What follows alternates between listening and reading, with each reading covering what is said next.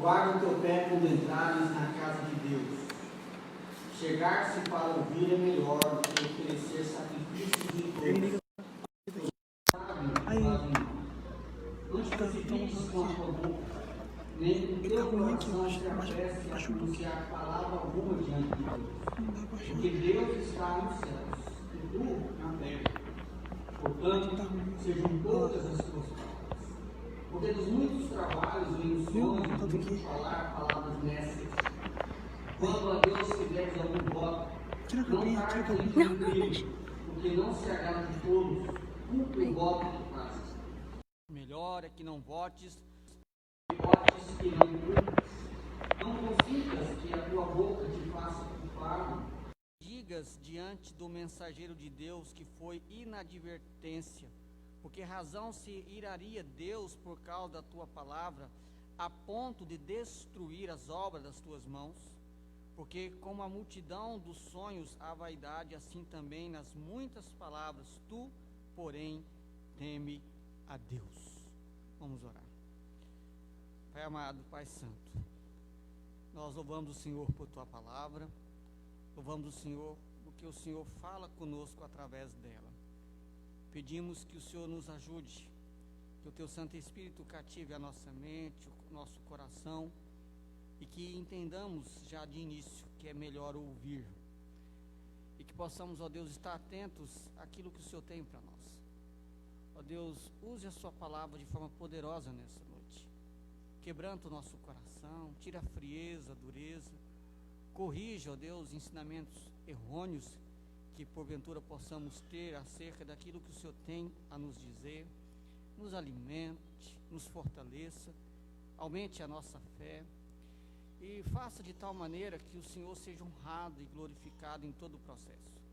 Tenha misericórdia de mim, ó Deus, e me dê graça de transmitir a tua palavra com zelo, no poder do teu Santo Espírito, na dependência do Senhor, fazer com fidelidade, com amor, com paixão, com devoção, porque é a palavra do Senhor. Que eu possa, ó Deus, falar com a autoridade do Senhor, e que seja de fato a voz do Senhor ouvida nessa noite, para em todas as coisas, ó Deus, o Senhor ser glorificado, e nós edificados pelo Senhor. Nós te pedimos no nome de Jesus. Amém. Alguém certa vez disse que o culto é a joia perdida da igreja. E de fato, de todos os encontros dos redimidos, esse é o mais importante. Não há programação na igreja mais importante do que o culto. De se espantar quando às vezes outras programações são mais chamativas para o povo do que o simples ato de cultuar. Às vezes programações que tenham comida, bebida, brincadeira, parece que animam mais o povo do que o simples ato de cultuar.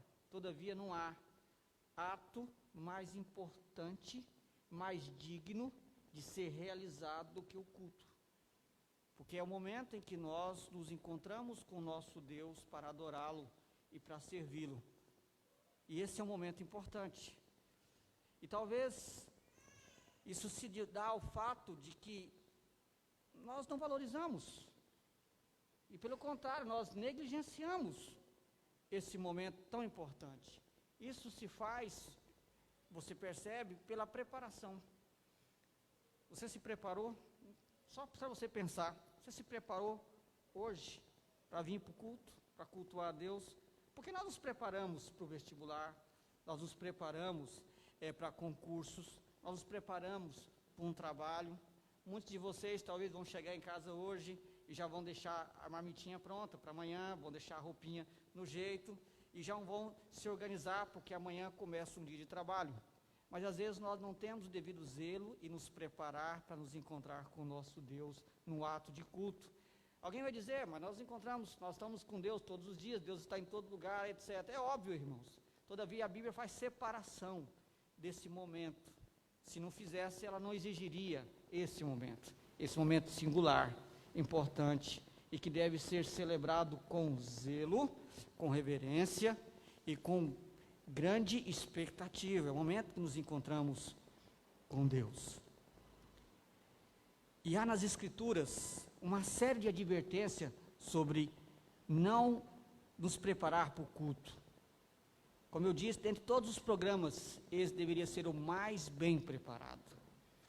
Liturgia organizada com antecedência, um zelo para que o culto seja teocêntrico, inteligível, simples, cânticos e hinos bem cantados, com letras e melodia revisadas, entendendo o seu lugar no culto público, um ambiente de quebrantamento, gratidão e adoração, que seja sempre esse o nosso objetivo, uma pregação bíblica que por natureza deve ser expositiva e fiel ao propósito da revelação.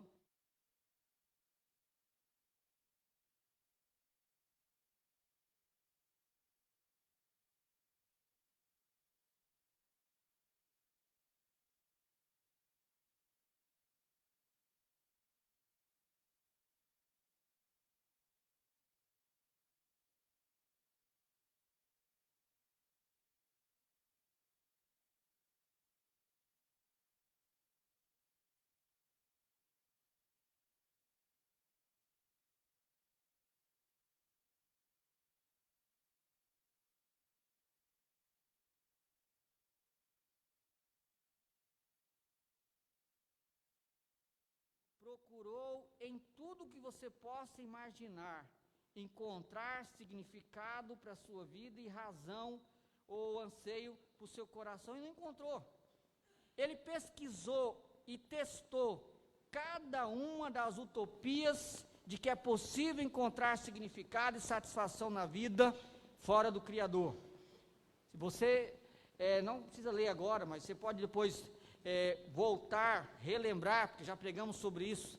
Ele procurou encontrar significado na sua vida, no conhecimento e na erudição, e ninguém o superou nisso, nós sabemos disso, está no capítulo 1, versículo 16 e 18, ele procurou isso nos seus grandes empreendimentos que ele fez, capítulo 2, versículo 4 a 7, na riqueza, versículo 8, no poder, um homem que teve, de todos os reis de Israel, ninguém teve tanto poder quanto Salomão.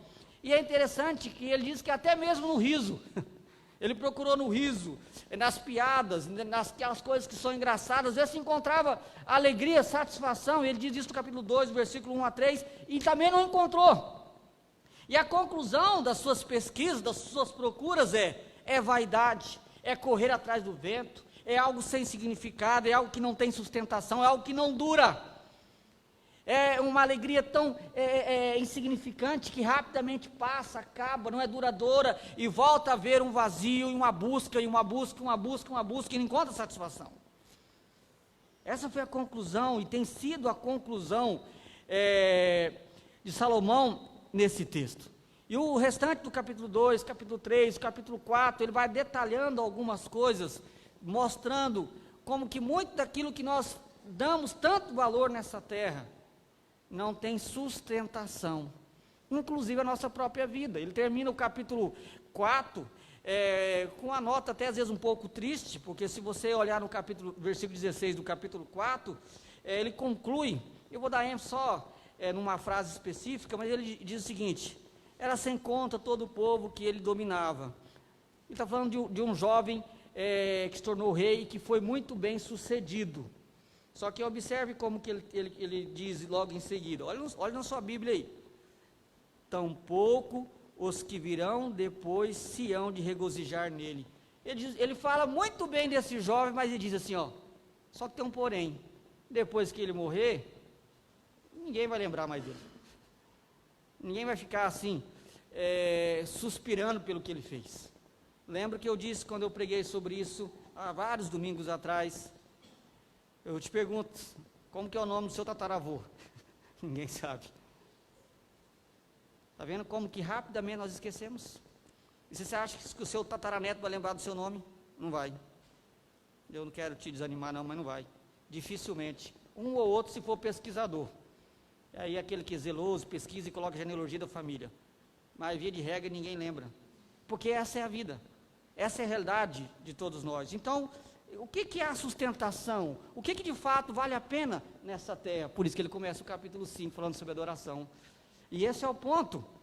Porque das coisas mais importantes, a adoração, certamente, ela é a central. De todos os afazeres, somente um transcende esse mundo. Somente um transcende esse mundo e vai continuar por toda a eternidade.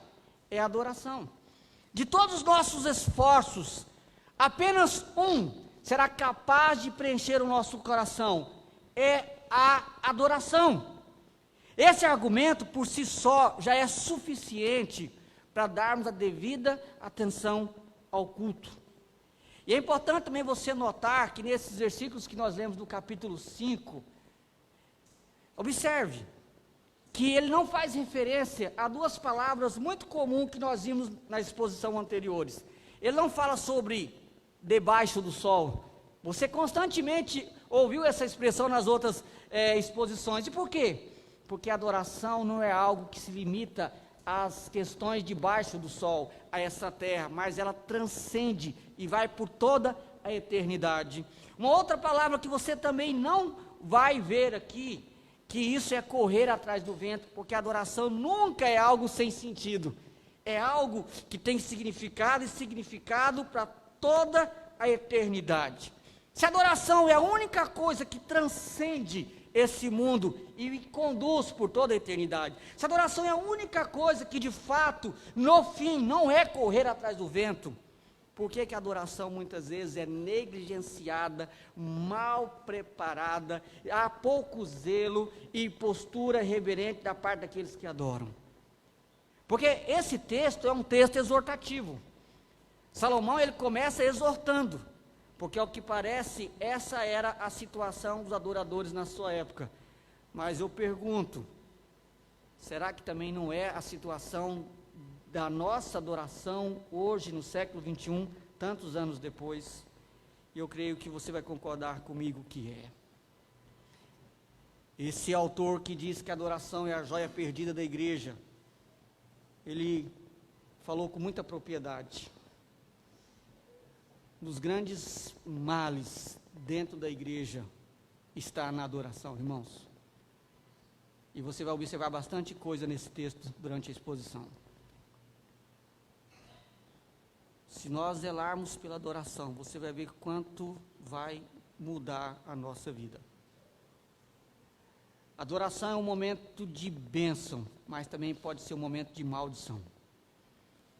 Adoração é um local de você ser ricamente abençoado, mas pode ser um local que você vai sofrer sérias consequências com Deus. E Salomão deixa bastante claro isso nesse texto. Eu quero destacar 3 lições que ele tem a nos ensinar sobre o temor que devemos ter na adoração. E o primeiro está no versículo 1. Ele vai nos mostrar que o encontro do adorador com o seu Deus deve ser realizado em santo temor.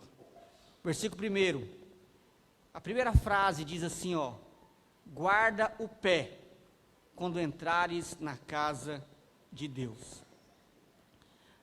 Se você fizer uma análise do significado teológico da palavra temor na Bíblia, você vai ver que ela inclui 3 conceitos: medo, respeito e admiração. Medo, porque você não pode brincar com Deus. Respeito, porque por quem Deus é, o Criador e sustentador do universo e o nosso Redentor também. E admiração por tudo que o nosso Deus faz e fará para o seu povo. E quando nós nos reunimos para o culto santo, o temor tem que estar presente e de forma constante na busca de quem quer adorar de verdade. Quando Salomão diz, guarda o pé quando entrares na casa de Deus, ele está ressaltando o quanto a adoração é algo singular, algo importante. Salomão está criticando a formalidade do culto, mas preste atenção, ele também não está apoiando a informalidade do culto, pelo contrário. Mas o que ele está dizendo é que Se não houver temor no coração de quem adora a Deus, e temor implica reverência, preparação, um sentimento de que estamos diante de Deus, aquela expressão que os reformados chamam, coram Deus, estou diante de Deus, diante da face de Deus. Isso é muito importante pensar sobre isso. O culto é algo sério, é isso que Salomão está dizendo: guarda o teu pé quando entrares na casa de Deus. Salomão está pensando, obviamente, no templo, que ele mesmo construiu, mas esse mesmo princípio sempre foi requerido desde o tabernáculo. E a adoração hoje, ela não está ligada a um local fixo, como nos dias de Salomão, ou nos dias do Antigo Testamento. A adoração hoje, ou o culto, é o local onde o povo se reúne para adorar. Muitos cristãos do Novo Testamento, o culto era rezado nos lares, mas o povo se reunia com o propósito de prestar culto e adoração a Deus. Mas o princípio é o mesmo, é o modo como nos apresentamos para o culto. Guarda o teu pé, é como nos reunimos. No Novo Testamento, o povo se reunia no primeiro dia da semana, o domingo, porque foi o dia que Cristo ressuscitou. Eles se reuniam para adorar o seu Salvador, o seu Redentor. Só que a preocupação de Salomão aqui não é com o dia, e nem com o lugar, até mesmo que isso era muito passivo na cabeça de Salomão naquele momento, mas a sua preocupação é a maneira como devemos proceder na adoração. Há uma tradução que diz assim, guarde os seus passos quando for à casa de Deus. Eu gosto dessa tradução porque no Antigo Testamento, quando o povo ia para o culto, eles iam numa procissão. O povo vinha com as suas tribos de várias regiões para Jerusalém. E é por isso que você vai encontrar muitos cânticos nos Salmos, que eram chamados cânticos de procissão, cânticos de romagem, quando o povo ia caminhando da região onde eles estavam, iam cantando muitas vezes até o culto para adorar. E a ideia de Salomão à medida que vocês vão chegando, à medida que vocês vão caminhando, dando seus passos para a casa de Deus, prestem bem atenção, reflitam, porque vocês vão estar diante do Deus Santo. Ele está chamando a atenção do que é a adoração, do que é o culto, é estar diante da face de Deus, é estar diante de Deus. Por isso, guarda o teu pé quando entrares na casa do Senhor. Irmãos, é importante essa devoção, temor e tremor ao estar diante de Deus. Há muita irreverência no culto, muita irreverência. Às vezes nós encontramos gente conversando, gente dormindo, gente olhando para o teto, olhando para as roupas das pessoas, olhando quem veio, quem não veio, e tudo isso é sinal de que você não está guardando os seus pés para adoração. Há muitos pensamentos vagos e distantes dentro do culto. Às vezes a pessoa está quieta, centrada, assim, olhando de um jeito que parece que ela está concentrando, mas às vezes o pensamento dela está, longe daqui, ela está viajando, literalmente, porque ela não está interessada, o seu coração não está aqui, ela está olhando, ela está vendo, mas não há santo temor no seu coração, porque ela não está realmente ansiosa, ou temerosa, ou com expectativa, porque ela está diante de Deus. O culto muitas vezes se tornou algo sem sentido, até as expressões que nós dizemos muitas vezes são totalmente erradas, expressões como, vou assistir o culto, ninguém assiste culto, isso aqui não é teatro, isso aqui não é cinema, o culto é sempre um coletivo, você não assiste, você presta culto, as palavras refletem muitas vezes o que eu penso de culto. Guardar os pés ao entrar na casa do Senhor é ter uma postura correta quando eu vou adorar a Deus. Isso é muito importante, meus irmãos, muito importante. essa indiferença, displicência no culto, reflete a condição do coração de quem adora. Essa frieza espiritual, essa necessidade de se voltar com quebrantamento e arrependimento para com Deus. E Salomão vai mostrar para nós 3 maneiras que claramente identificam a irreverência do adorador. Por que há irreverência no culto? Salomão vai nos dizer. Em primeiro lugar, porque não há disposição de aprender. Olha como é que ele começa. Olha para a sua Bíblia, irmãos. Pregação expositiva é assim, ó, cara no pastor e na Bíblia, assim, ó. Tá? Não é cara crachá, é cara pastor e Bíblia. Tá? Então, Bíblia aberta e volta, porque a autoridade da pregação está no texto. Isso é importante. Versículo 1. Ele diz que eu devo guardar o pé quando entrar na casa de Deus. Ponto e vírgula. Ele vai dizer o motivo. Chegar-se para ouvir é melhor. Fica com essa frase por enquanto. A chegar-se para ouvir é melhor. Quanto mais interessados estivermos em aprender sobre a palavra de Deus, mais sincera será a nossa adoração. Diz um autor que no culto no Antigo Testamento, enquanto sacrifícios eram oferecidos a Deus, o silêncio reinava, alimentando um sentimento da presença divina e da receptividade humana. Então o sacerdote, ele lia a lei de Deus e explicava o que era lido. Ele fazia orações e o povo cantava cânticos de louvor. Há várias razões, irmãos, porque eu devo me achegar a Deus e entender que é melhor ouvir. Por que é melhor ouvir? É melhor porque a palavra nos dá um norte para a adoração que agrada a Deus. Como que eu vou saber como adorar a Deus se eu não estiver disposto a ouvir o que Deus tem a me dizer na sua palavra?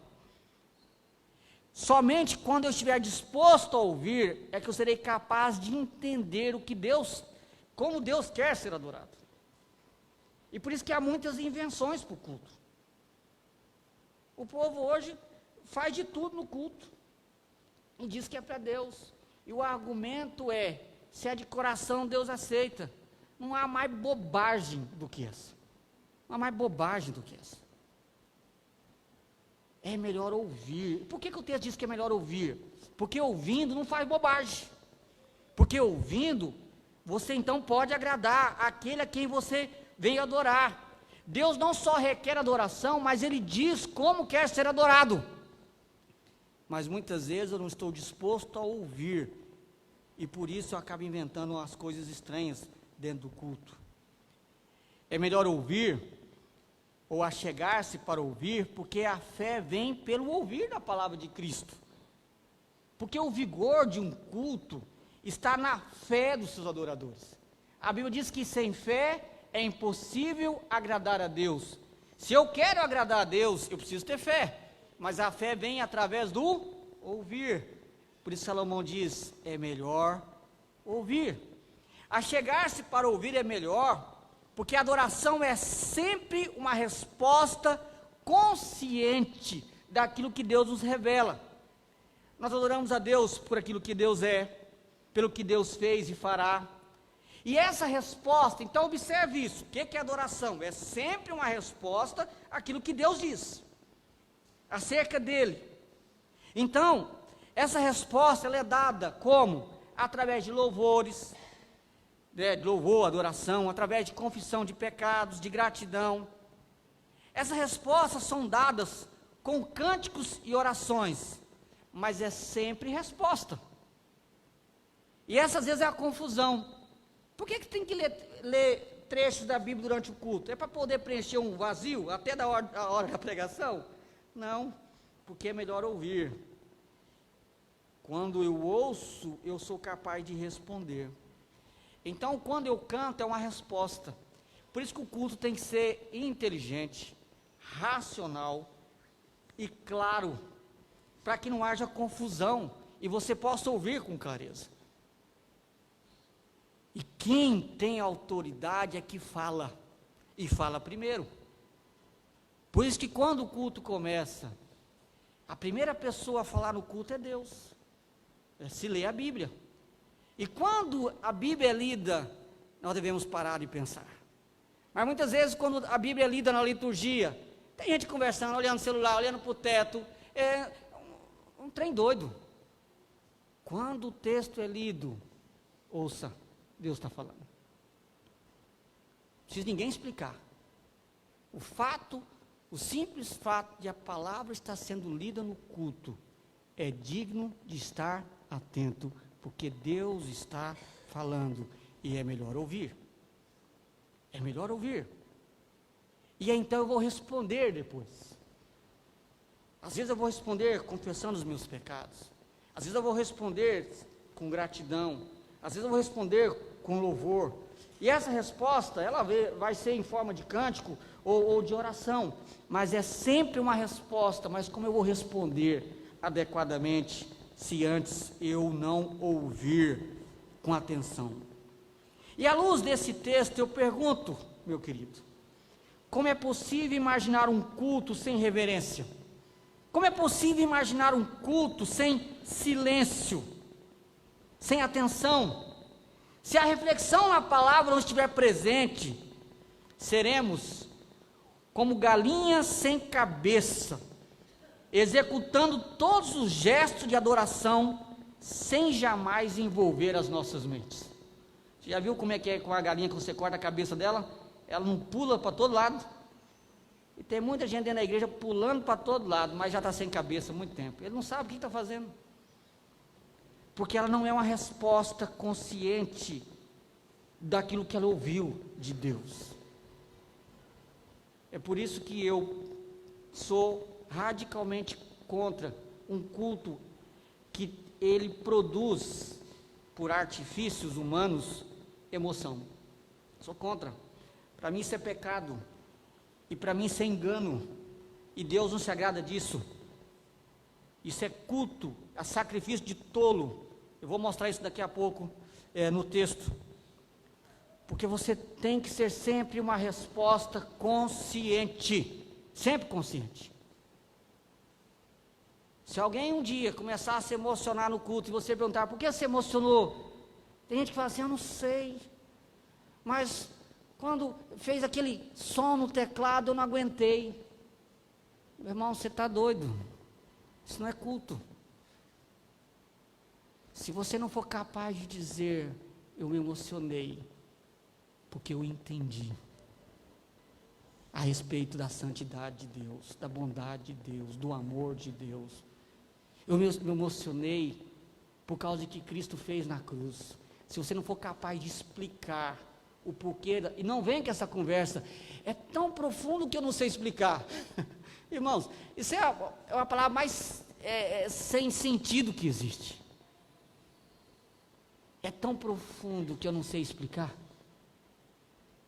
Você tem que ter uma resposta. Se é uma resposta, você tem que saber explicar. Como que eu respondo aquilo que eu não sei explicar? Você tem que dizer alguma coisa. Eu me emocionei porque eu refleti sobre a misericórdia de Deus. Eu vi nessa noite o quão pecador eu sou e mesmo assim Deus me ama. Eu vi quão indigno eu sou e a salvação é pela graça. Ou seja, ela é uma resposta. É sempre uma resposta. Por isso que ele diz que a forma de eu guardar o pé quando eu entro na casa do Senhor é ouvir. É melhor ouvir. Mas a segunda coisa que ele vai dizer é que eu preciso ouvir, é melhor ouvir, porque é possível que a minha adoração seja algo sem sentido. Volta para o texto, ele diz, chegar-se para ouvir é melhor do que? Do que oferecer sacrifícios de tolos. É melhor ouvir do que oferecer sacrifícios de tolo. Salomão está falando aqui, irmão, certamente sobre a hipocrisia do adorador que não oferece o seu melhor para Deus. Ele até cumpre o ritual, mas não oferece o seu melhor. Ou seja, se ele não ouve com atenção, se ele não leva a sério o que está acontecendo, o que ele vai oferecer a Deus é um sacrifício de tolo, ou seja, é algo sem valor e que vai desagradar a Deus. O profeta Malaquias também denunciou aqueles que ofereciam sacrifício de tolo. Já preguei sobre esse texto aqui na igreja. E o profeta, ou melhor, as palavras do profeta servem como ilustração do que é um sacrifício de tolo. Se você quiser abrir, abra, ou então só ouça, porque está escrito aqui no meu esboço. Essa referência está em Malaquias capítulo 1, versículo 13 a 14. Lá diz o seguinte: isso é a denúncia do profeta ao povo que oferecia sacrifício de tolo.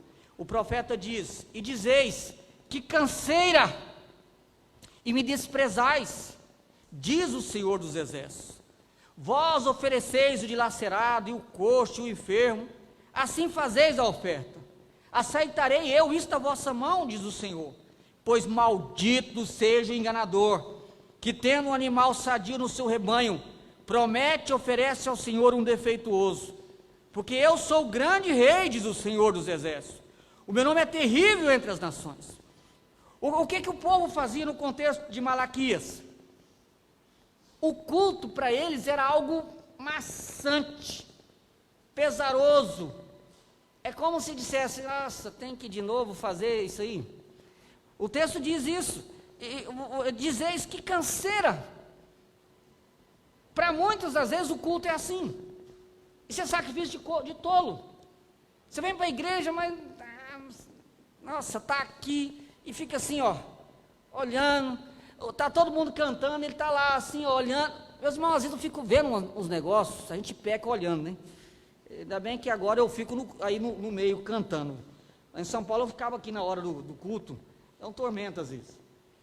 Porque você percebe que tem gente que está longe. Sacrifício de tolo. Ele está cansado, ele não quer. E às vezes por culpa dele mesmo. Porque ele pega o dia que é do Senhor e acha que é dele. E ele inventa moda no dia do Senhor. Já falei sobre isso aqui na igreja. Aí chega e dá o restinho para Deus à noite, sacrifício de tolo. Você pega o dia que é do Senhor e vai jogar bola, vai correr, vai nadar, faz a churrascada, faz um monte de coisa, e chega à noite, está só o trapo, para não dizer trapo de imundícia, vem só o restinho para a noite. Aí chega aqui, ele não aguenta. Você tem que pegar o dia que não é seu e é do Senhor e descansar. Porque o descanso é um preparo para o culto. Já falei isso aqui e vou repetir. O dia do Senhor e não seu é para você descansar, para se preparar para o culto. Então almoça, não inventa moda de domingo, tá? Faz churrasco no sábado, já falei, me chama. Mas no domingo, descansa, querido, tá? Dorme, levanta mais cedo, faz um lanche, dá uma reforçada. E aí vem para o culto, aí você descansou, está alimentado, aí você fica aqui retorcendo: nossa, eu estou com uma fome, não cabe logo esse negócio. Lanche em casa, meu querido. Dorme, descansa, e vem bem.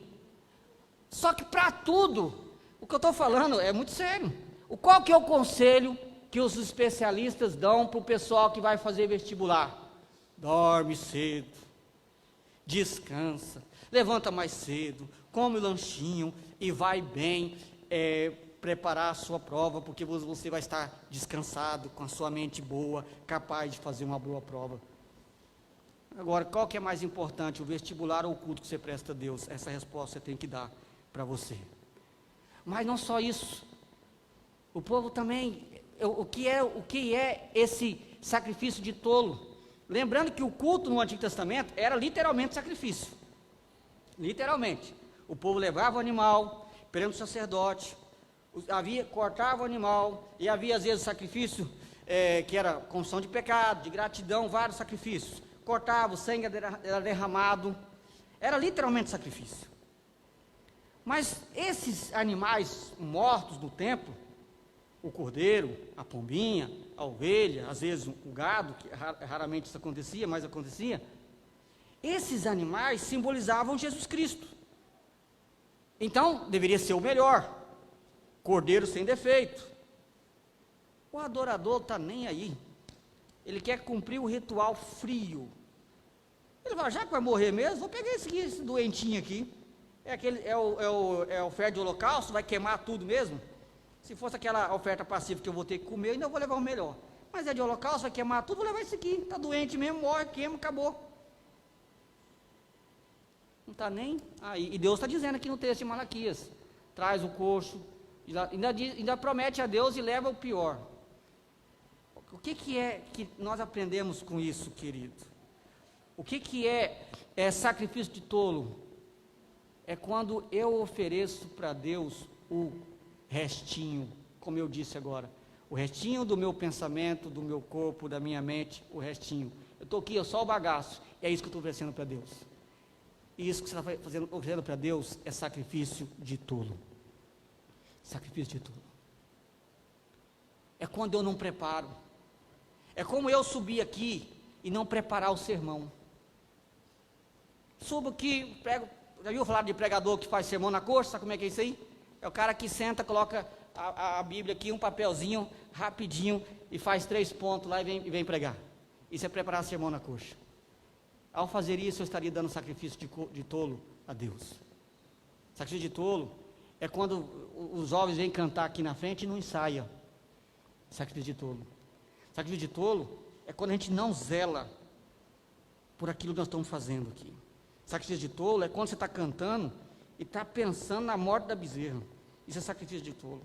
Sacrifício de tolo é quando você está louvando a Deus, você não está nem aí com o que está acontecendo, você não está refletindo sobre a letra que está sendo cantada, você não está pensando, você está longe daqui. Tudo isso é sacrifício de tolo. Agora, queridos, devemos tomar cuidado com isso. Porque quando nós não nos preparamos bem, nós corremos um sério risco. Volta para o versículo 1. Ele vai dizer o seguinte: é oferecer sacrifício de tolo. O que diz a última frase? Pois não sabem que fazem mal. Há um outro ponto importante aqui. Quando você não atenta para ouvir, quando o que você oferece a Deus é um sacrifício de tolo, um outro mal acontece. Você não atenta para o mal que está fazendo para você mesmo e para a igreja. Por isso que é sempre melhor ouvir. Quando paramos de ouvir atentamente e intencionalmente o que Deus tem para nós, nós nos tornamos incrédulos. O coração fica frio, a mente fica cauterizada. Por isso que Salomão diz: e não sabem que fazem mal. A pessoa já não está percebendo o grande mal que ela está fazendo para ela mesma. Para ela mesma. O culto, ele não só revela a condição espiritual das pessoas, mas o culto é um condutor para o bem ou para o mal no que tange a vida espiritual. Se nós quisermos uma igreja viva, devemos começar pelo culto. O culto é algo essencial para o vigor espiritual. Quando eu vou aconselhar alguém, só que eu observo o seguinte: que tem gente que não quer ser aconselhado, ele quer que resolva o problema dele. Só que o grande erro dele é que ninguém resolve o seu problema se você não se humilhar diante de Deus. E uma das coisas que é imprescindível para alguém que eu estou aconselhando é que ele seja zeloso no culto. Inclusive, para alguns eu mando trocar de lugar, eu já sei onde ele senta. Se você não zelar pelo culto, você acha que Deus vai tratar o seu coração? Não vai. Muito do vazio da sua alma, da sua ansiedade, da sua tristeza, dos seus medos, muito das sérios problemas que você enfrenta, é porque você não está percebendo o mal que você está trazendo para a sua vida ao não cultuar a Deus reverentemente. Você pode vir para a igreja e ao invés de sair daqui abençoado, você sai daqui ruim. Isso aqui não existe, não é assim, ó, só porque eu estou aqui. Não é só porque eu estou aqui, não. É se você de fato está aqui. E o texto diz: eles nem sabem o mal que estão fazendo. Está trazendo mal para a sua vida. Culto deveria ser um local de você renovar as suas forças, o seu vigor, o seu ânimo. Um local de você se deleitar em Deus, se alegrar em Deus, amar a Deus. Um local de você sentir o poder, a presença, o refrigério, o cuidado, o alento de Deus. Um local, às vezes, e muitas vezes será dias abençoadores, que você sai daqui arrebentado. Que é isso, pastor? Verdade. É uma benção quando você sai daqui quebrado, sai daqui assim cabisbaixo, sai daqui destruído, porque Deus falou com você. Na verdade, nós deveríamos, na maioria das vezes, sair assim do culto, porque nós não somos bons, irmãos. Nós deveríamos ser confrontados com os nossos pecados e sair daqui triste, sair daqui pesarosos. Lembra do profeta quando diz que tem muita gente que diz paz, paz, paz, quando não há paz? Agora olha o perigo de um culto altamente emotivo. Ele engana você. Ele te faz chorar achando que é Deus e não é. Ele te faz arrepiar achando que é Deus e não é. Ele te faz viajar nas asas do Espírito, nem asas o Espírito tem. E vira essa confusão. O culto, ele tem que ser confrontador, libertador, renovador, abençoador, mas só é possível quando eu ouço e respondo de forma reverente, consciente, seja de que forma for, confissão, adoração, gratidão, mas uma resposta confiante, reverente, sincera, à voz do meu Deus, a voz do meu Deus. Querido, e a segunda questão que ele passa a nos ensinar aqui, versículo 2 e 3, é que o encontro do adorador com o seu Deus deve ser realizado com sinceridade e verdade, por meio da sua comunicação com Deus, das suas palavras para Deus. Então observe, até agora nós vimos a importância de ouvir, e zelar por isso, e agora ele vai falar sobre a importância daquilo que eu falo, a minha resposta, como eu respondo, e aqui é tão importante quanto, tá?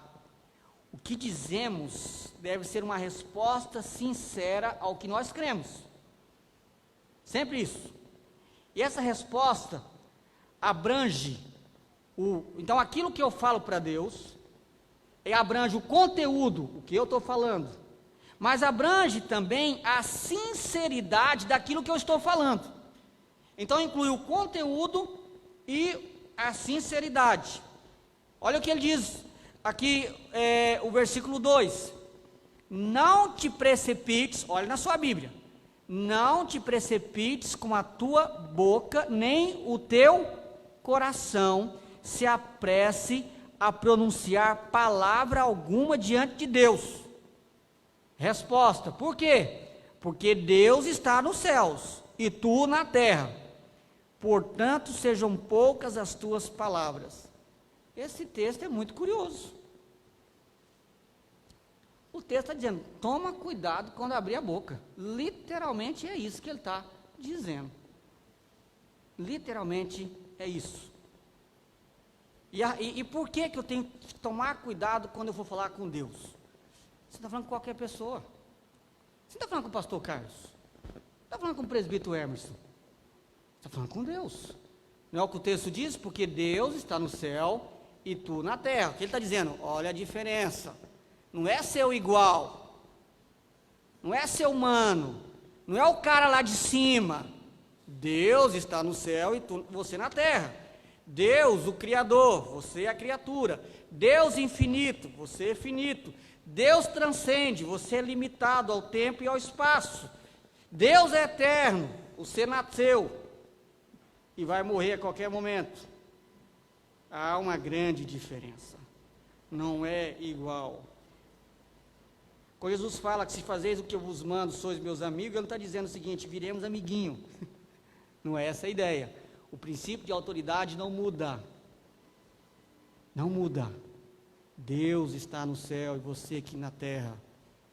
Toma cuidado quando abrir a sua boca para falar com Deus. Então primeiro eu ouço. Eu ouço com atenção. Para que agora na hora de eu responder, eu responda de forma adequada. Isso aqui, irmãos, é de arrepiar. Porque às vezes nós gostamos de falar muito. O Bernardo que eu diga. Às vezes você gosta de falar muito. E a gente gosta de falar muito no culto também. Falando para Deus, inclusive. É para Deus que é o ponto aqui. Por isso que é de chamar a atenção esse texto. Ele diz, sejam poucas tuas palavras.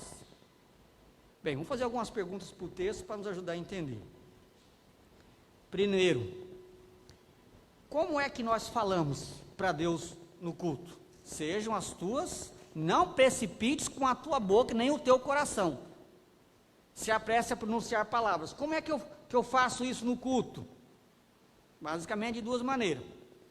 Através da oração e através do cântico. Porque cântico, eu uso a palavra. Então, é quando eu canto e quando eu oro, é que eu falo para Deus. Quando a Bíblia é lida, ou quando a pregação é exposta com fidelidade, Deus fala. Quando eu oro e quando eu canto, eu respondo. Por isso que o culto é isso, Deus fala, eu respondo. É sempre assim. Então, é quando eu canto, seja hino, seja cânticos, e quando eu oro. Segunda pergunta, por que as nossas palavras devem ser poucas no culto? Isso aqui me chamou a atenção. Fiquei pensando sobre isso aqui. Porque o texto diz, portanto, sejam poucas as tuas palavras. A resposta está no versículo 3, olha o versículo 3. Olha para a sua Bíblia. Porque dos muitos trabalhos vêm os sonhos, e do muito falar palavras nécias. Salomão está citando aqui um provérbio conhecido do povo da sua época. Esse provérbio basicamente diz que quem trabalha demais acaba sonhando devido às suas muitas preocupações. É assim, você corre para um lado, corre para o outro, cheio de coisas para fazer, à noite às vezes sonha um monte de coisa. E depois ainda vai dizer, o Senhor falou comigo em sonho. Tá? Mas às vezes você trabalhou demais, querido, ou comeu demais, que a Bíblia diz também. Você comer demais e dormir com a barriga cheia, você sonha também, a Bíblia diz isso aí. Agora, ele só faz ao citar esse provérbio, ele diz o seguinte, quem trabalha demais, sonha muito, e quem fala demais, fala bobagem. É simplesmente isso. Agora, nós também temos uns provérbios assim, não temos? Por exemplo, já viu? Todo mundo já viu esse provérbio. Boca fechada, não entra mosquito. O peixe morre pela boca. Quem fala demais, dá bom dia a cavalo. Ou seja, nós também temos os nossos provérbios que nos ensinam a ficar de boca fechada. É difícil, né? E agora, no contexto do culto. Agora, o que ele está querendo dizer? Pensa o seguinte, se você está diante de alguém muito importante, você fala muito, você fala pouco. Se você for sábio, você fica calado. Quem é assim meio, que gosta de aparecer, quer fazer um negócio, começa a falar demais, e via de regra fala bobagem. Você já viu gente assim, você fica assim, ó, fica quieto, não é assim que você fica? Pelo menos, está falando bobagem, quer falar demais. Você está diante de uma pessoa importante, de uma pessoa culta, aí você fica até pensando, o que eu vou falar? E por que sua preocupação? Não vou falar bobagem, não vou passar vergonha, vou ofender o homem. Agora com Deus não há essa preocupação. O profeta diz, olha, fica quieto também. Cuidado, porque Deus está no céu e você na terra. Você não está falando com um igual. Agora você observe que hoje em dia, o negócio está tão bagunçado, mas está tão bagunçado que chega a ser assustador. Esse dia eu estava ouvindo uma cantora na internet, eu não lembro o nome dela, graças a Deus, porque daí eu não peco, e ela tinha uma melodia gostosa, mas gostosa. Aí eu fiquei ouvindo lá. Aí eu fui, sabe quando você vai assim, vai desanimando? Foi assim. Porque a melodia era gostosa, mas ela começava a falar com Deus assim, e você, e você. Eu falei, você? Se eu falar você com meu pai, já vai ficar bravo comigo? Ela tinha que ler o texto de Eclesiastes. Deus está em cima e você na terra. não é igual. Você, eu posso até falar com o Hermes, que nós somos na mesma idade. Eu pareço ser mais novo, estou brincando. Nós somos mais ou menos da mesma idade. Eu posso falar com você, com ele. Mas com o seu Zé, seu Zé, né? É o nosso presbítero mais velho da igreja. Então é senhor. Isso é o que manda a educação, não é assim? Agora com Deus, parece que não. Eu e Deus, somos assim. Não é assim nada. Então o que ele está dizendo é: cuidado com o que você fala. E fale menos, porque você vai pecar menos, porque você pode falar bobagem, falar de forma desrespeitosa com Deus, falar o que não deveria falar, ou achar que você consegue, a Bíblia adverte sobre isso, achar que você consegue convencer Deus com argumentos e tal. Tudo isso aí é falar demais. Eu tenho que tomar cuidado com isso. E meus irmãos, atento para uma coisa: Deus está muito mais interessado no conteúdo do que nós dizemos e com a sinceridade com que dizemos. Muito mais interessado do que o tanto que nós dizemos. Muito mais interessado no conteúdo e na sinceridade do que o tanto que nós dizemos. E às vezes você vê algumas comunidades onde o povo canta 1 hora, e aí depois vem os estudiosos e diz: a pregação tem que ser 20 minutos porque ninguém consegue prestar atenção. Falou demais e ouviu bem pequenininho. Não leu o livro de Eclesiastes. Esse texto diz que esse tipo de culto é uma oferta de tolo. À luz desse texto também, eu devo me preocupar quando eu canto, porque lembra, oração e cântico, é assim que eu falo com Deus. Eu devo me preocupar com as letras do cântico, ou hino, porque, irmãos, às vezes o pessoal tem muita crise com corinho, mas tem um monte de hino no nosso cenário também, que já passou da hora de fazer uma boa de uma revisão, ou sair fora daqui, porque não condiz com a verdade, tá? E é um negócio que a gente precisa ter humildade de reconhecer. Mas também há muito cântico que precisa ser mudado. Eu particularmente tenho um pouco de dificuldade com mudar letra de cântico, se o dono não autorizar. Eu tenho dificuldade com isso aí.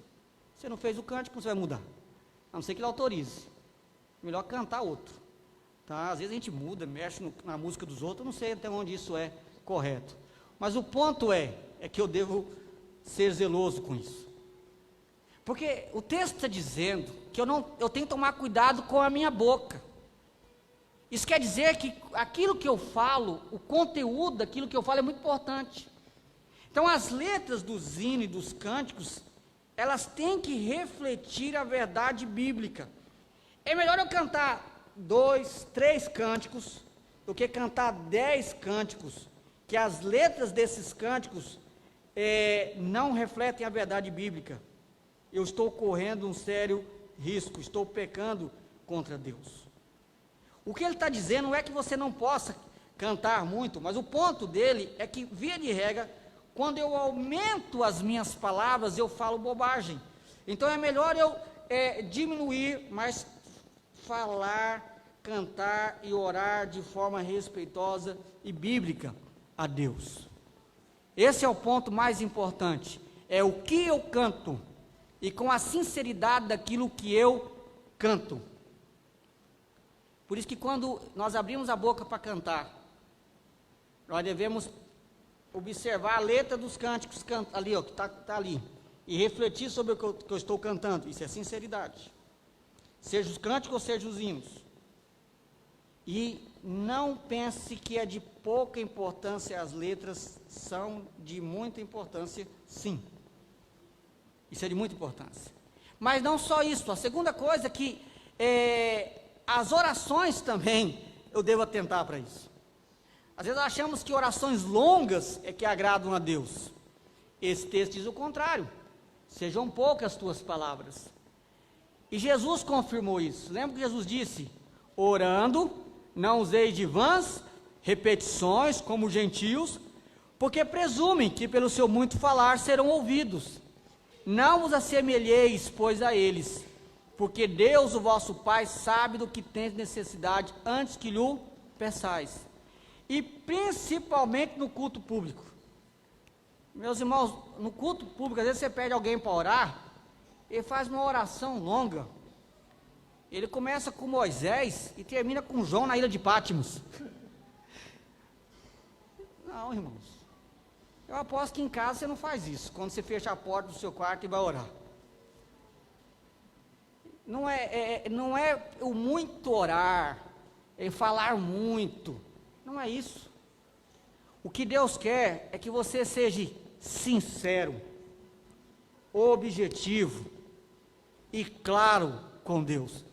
E por que claro? Irmãos, a gente faz tanta volta para falar com Deus. Às vezes você vai orar, você começa: pai de Abraão, de Isaac, de Jacó. Aí começa que foi parente de José, que saiu do Egito e levou os seus ossos para morrer, ser enterrado lá em Canaã prometida. E começa. Tem gente que vai orar e fica pregando. Quando eu era evangelista no Mato Grosso, tinha um irmão, ele não sabia ler, mas eu gostava muito dele, ele tinha uma vontade de pregar. Eu via isso como? Quando ele orava, porque quando ele orava ele pregava, e ele batia a mão no peito aqui, ó, que eu achava que ele ia explodir. Ele era forte, o peito dele também. Eu batia assim e começava, ele pregava, falando sério, ele falava o seguinte: e nós temos que ser, na oração, como aquela mulher do fluxo de sangue. Tem que ser assim, irmãos. Falei, eita. Só faltava alguém levantar a mão, eu aceito. Na oração. Mas não é isso, irmãos. A oração tem que ser sincera, objetiva, clara e com muito temor, porque Deus está no céu e eu aqui na terra. Não é o muito falar, mas é a sinceridade. Quando ele fala poucas palavras, porque a ideia é essa mesmo. É tomar cuidado, não falar demais, falar bobagem. É só isso. Esse é o ponto. Porque Deus está no céu e eu aqui na terra. E lembra, como é que Jesus nos ensinou a orar? Como é que é a oração? Pai nosso que está onde? E o que diz o autor de Eclesiastes? Deus está onde? No céu. Jesus nos ensinou a orar na mesma sintonia de Eclesiastes, porque é o Espírito Santo, o Espírito é o mesmo. Deus está no céu, é assim que eu devo orar. Isso quer dizer que não é o meu muito falar, mas é a reverência que eu estou quando eu oro a Deus. Não adianta você gastar 1 hora orando, se você não conseguiu ficar 5 minutos em profunda reverência diante do seu Deus que está no céu.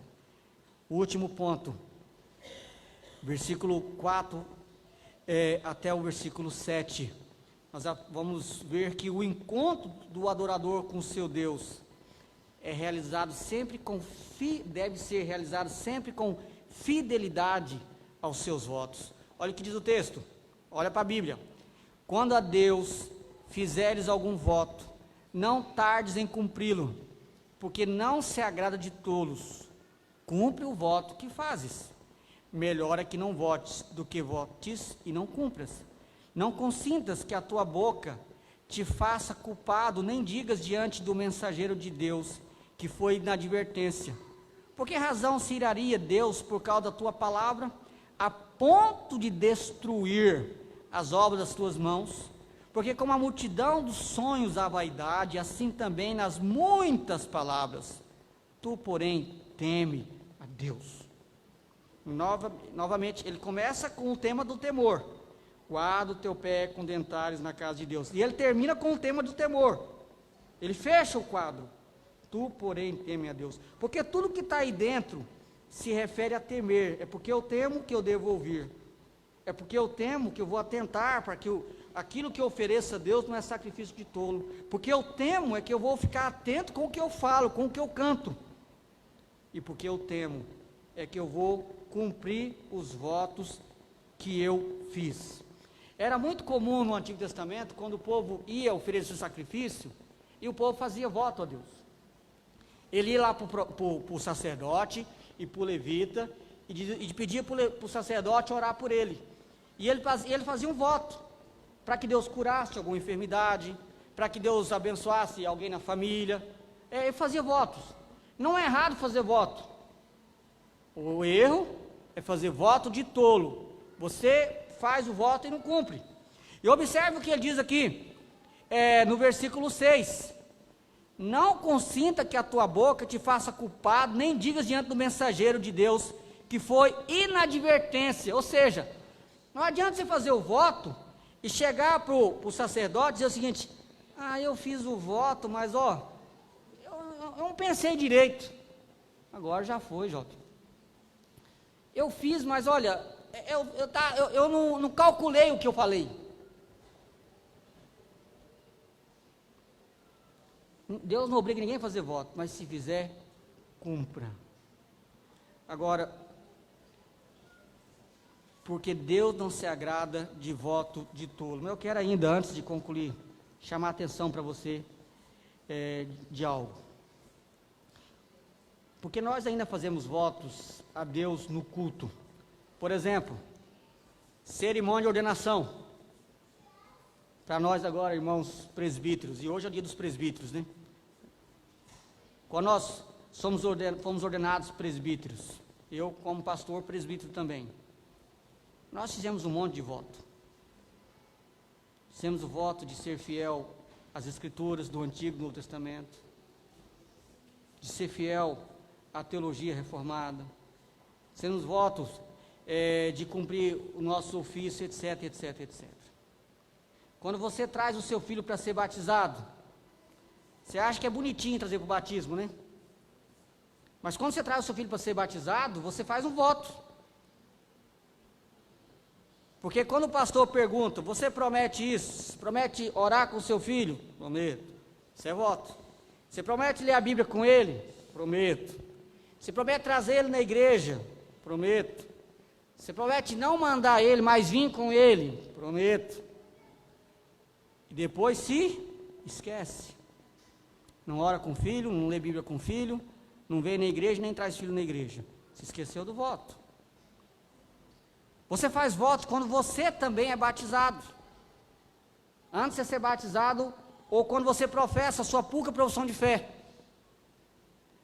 Há uma série de perguntas e você responde que sim. Você faz votos quando você casa.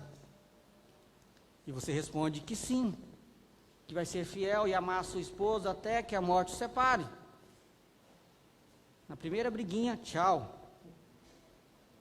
Você também faz voto quando você canta, porque você faz uma série de promessas, e às vezes promessas vazias.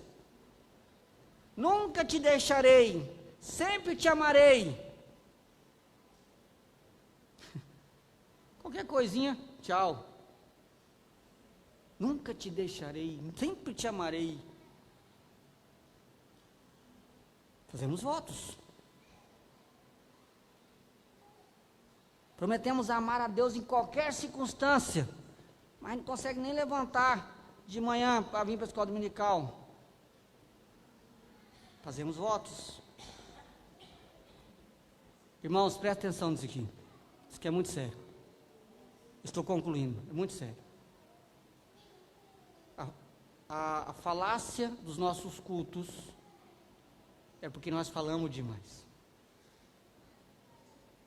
Nós prometemos demais as coisas para Deus e não cumprimos. E o que o texto está dizendo é que Deus vai cobrar. É isso que o texto está dizendo. Presta atenção. Versículo 6. Vou ler de novo. Não consintas que a tua boca te faça culpado, nem digas diante do mensageiro de Deus que foi inadvertência. Não adianta dizer, foi sem pensar, já foi. Por que razão você iraria Deus por causa da tua palavra, a ponto de destruir as obras das tuas mãos? A gente faz um monte de voto, não cumpre, e depois Deus vem com a disciplina e a gente não entende por quê. E muitas dessa disciplina, elas já estão acontecendo e você às vezes não está percebendo. Talvez esse vazio que você sente no seu coração, talvez você vem para o culto e não tem graça de nada. Talvez você veio para o culto e você não sabe nem o que é sentir a presença de Deus mais. Talvez você ora e parece que Deus não te ouve. Você lê a Bíblia e não dá uma canseira, parece que é um livro qualquer. Eu quero dizer para você nessa noite, querido, começa a repensar o seu culto. Essa é a coisa mais importante na sua prática como cristão, é o culto que você oferece a Deus. Faça esse compromisso com você, se você quer realmente ter uma vida vibrante espiritualmente. Zele pelo culto a Deus. Se esforce para não faltar do culto por qualquer coisa. Coloque o culto como algo prioritário na sua agenda, porque é para Deus. Se esforce para não fazer nada no dia que é do Senhor e que não é seu. Se esforce para se preparar para o culto. Descansar, lanchar. Se esforce para você se concentrar. Eu sempre digo que o culto você tem que sair daqui cansado. Não é porque o pastor Carlos fala muito não, mas tem que sair daqui cansado. Sair daqui de boa e tal, está errado. Por que cansado, pastor? Porque você se esforçou para prestar atenção. Você se esforçou para refletir sobre o que foi lido. Você se esforçou para prestar atenção quando alguém estava orando e foi capaz de dizer amém conscientemente. Tem gente que fala amém, não sabe nem o que o outro orou. Você se esforçou para prestar atenção na pregação. Você se esforçou para tentar entender. Você esteve aqui em espírito de oração dizendo, Senhor, eu quero mais do Senhor. Você estava vivo aqui dentro. Você se esforçou contra os seus pensamentos que ficam viajando para lá e para cá. Isso é natural em todos nós.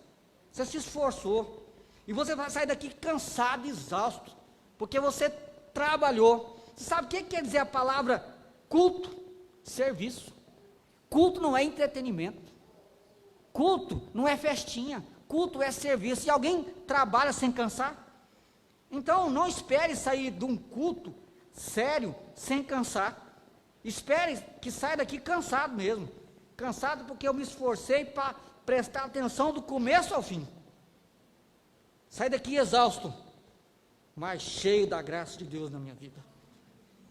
Sai daqui com a mente cansada, mas o coração ardendo por Deus. É isso que Deus espera de nós. Sua vida vai mudar se o seu compromisso com o culto mudar. Deus vai fazer grande coisa na sua vida se você zelar pelo culto a Ele. Deus te salvou para você adorá-lo, para você cultuá-lo. E o auge dessa adoração é a adoração comunitária, onde os remidos do Senhor se reúnem numa só voz para servir o seu Deus. O resto é coisas sem grandes importância. Não há nada mais importante na vida do cristão do que o culto que ele presta a Deus. Vamos orar, vamos falar com o nosso Deus.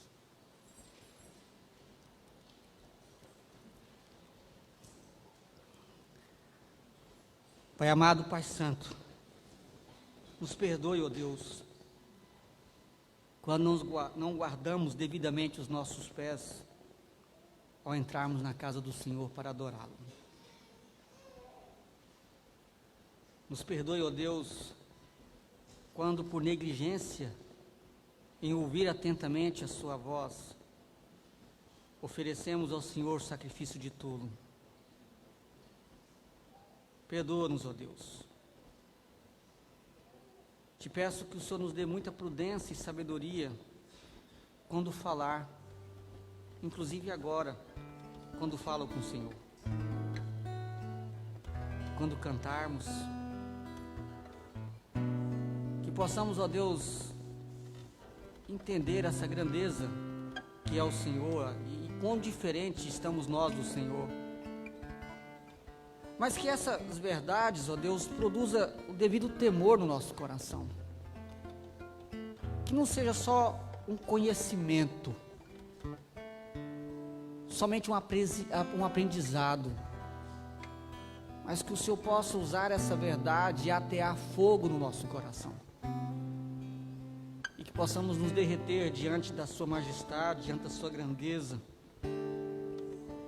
E nos prostrar diante do Senhor com a devida reverência, ao cultuarmos ao Senhor.